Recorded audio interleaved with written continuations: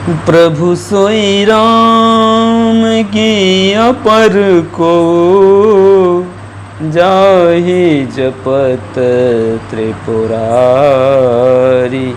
सत्य धाम सर्वज्ञ तुम, कहूँ विवेक विचारी।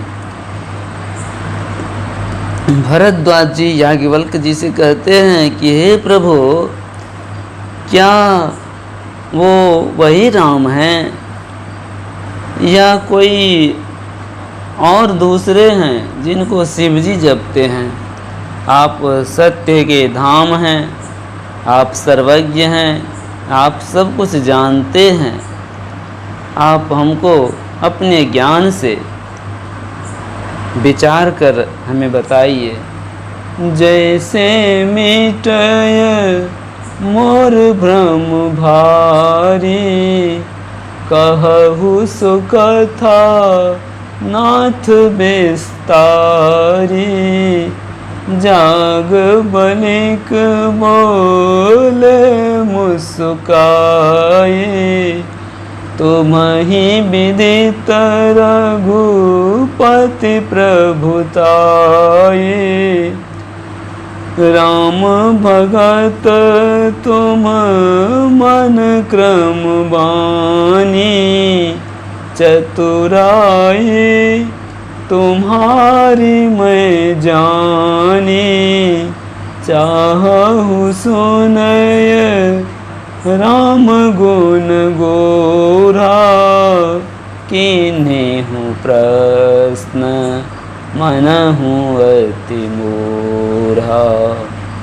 तात सुनहु सादर मनु लाई, कहूँ राम के कथा सुहाई। महामोह मही से सुविशाला, राम कथा काल का कराला। राम कथा शशि किरण समाना, संत चकोर करहि जेहि पाना। ऐसे संशय कीन्ह भवानी, महादेव तब कहा बखानी।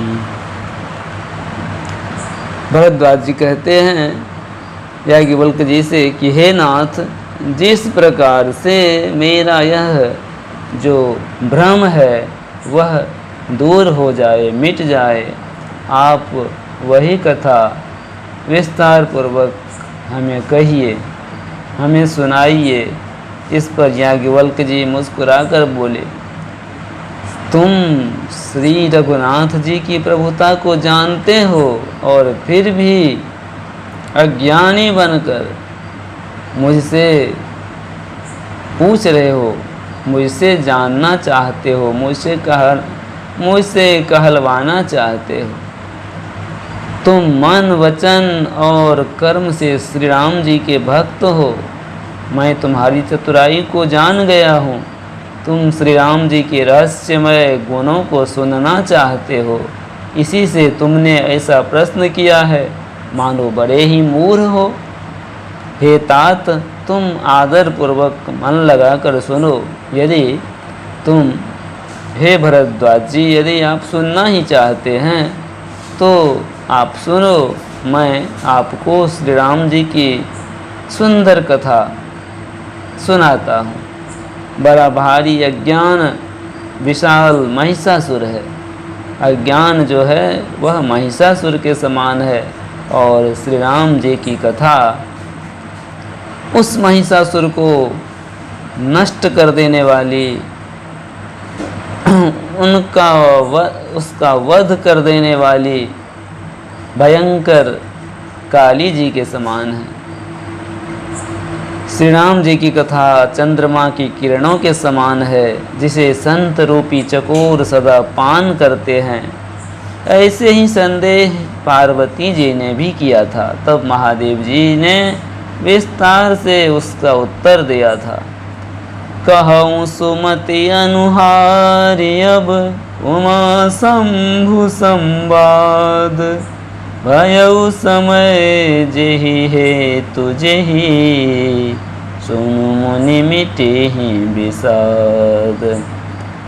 अब मैं अपनी बुद्धि के अनुसार वही उमा और शिव जी का संवाद आपसे सुनाता हूँ। वह जिस समय और जिस हेतु से हुआ उसे हे मुनिराज तुम सुनो, तुम्हारा विषाद भी मिट जाएगा। जिस प्रकार माँ पार्वती जी का विषाद मिट गया था।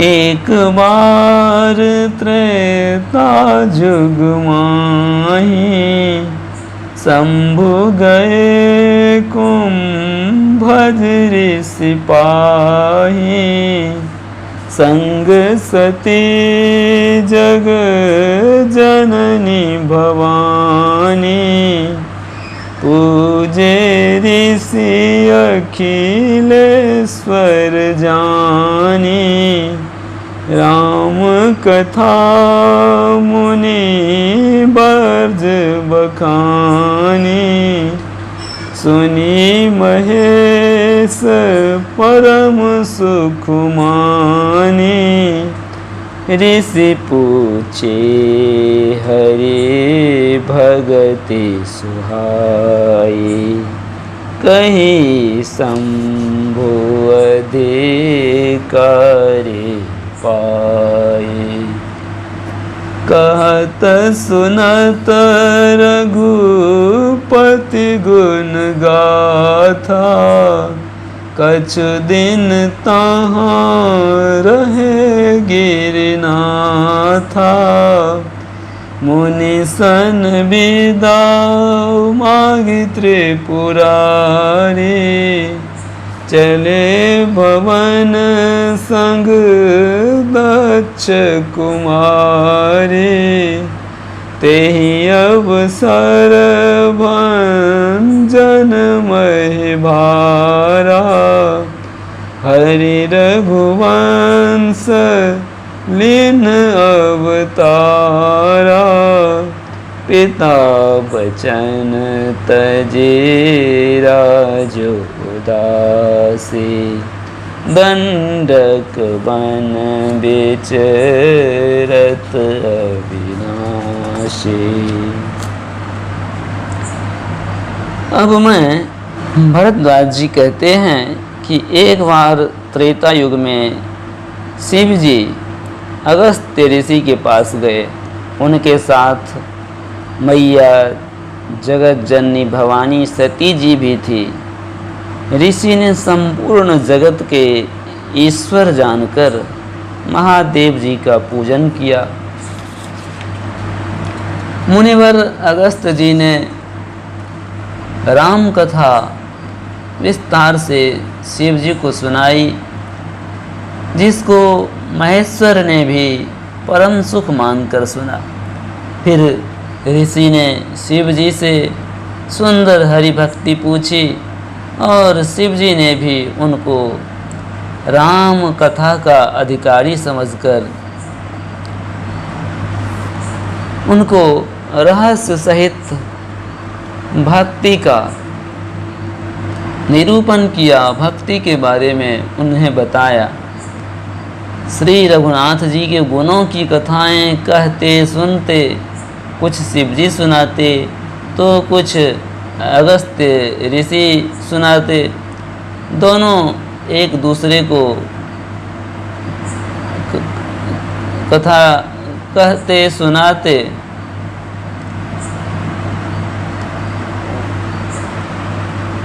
कुछ दिनों तक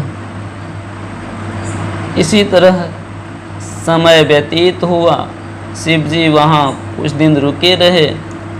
फिर मुनि से विदा मांगकर शिव जी दक्ष कुमारी सती जी के साथ कैलाश को लौट चले। उन्हीं दिनों पृथ्वी का भार उतारने के लिए श्री हरि ने रघुवंश में अवतार लिया था।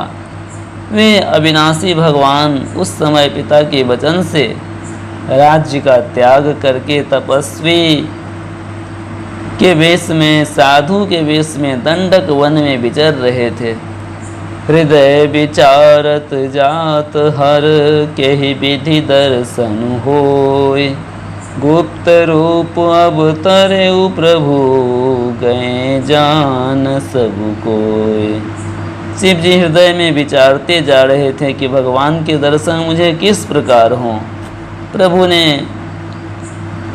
गुप्त रूप से अवतार लिया है, मेरे जाने से सब लोग जान जाएंगे, ऐसा मुझे अभी नहीं करना चाहिए। तो इस करके भगवान शंकर उनसे मिलने नहीं गए, लेकिन उनके हृदय में तो बड़ी व्याकुलता थी।